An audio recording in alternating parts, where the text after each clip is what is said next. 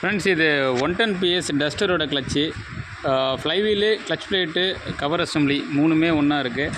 இதில் வந்து நமக்கு எல்லாருக்குமே சில டெக்னீஷியன்ஸுக்கு வந்து டவுட் வரும். கஸ்டமர்ஸும் கொஞ்சம் டெக்னிக்கலாக கேட்குறதுனால இந்த விஷயத்த சொல்கிறோம். கவர் அசம்பிளி உங்களுக்கு இப்படி தான் இருக்கும் பார்க்கும்போது.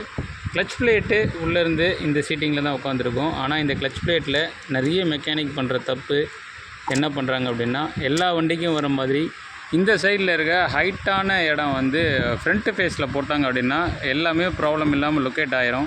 ஆனால் ஒரு 15 கிலோமீட்டருக்கு அப்புறம் கிளச்சு பயங்கர ஹார்ட் ஆயிரும். எப்பயுமே இந்த வண்டியோட பொசிஷன் பார்த்திங்கன்னா உங்களுக்கு இந்த இடம் இந்த ஹைட்டாக இருக்கிறது வந்து இந்த ஃப்ளைவீலுக்கு உள்ளே தான் போகணும்.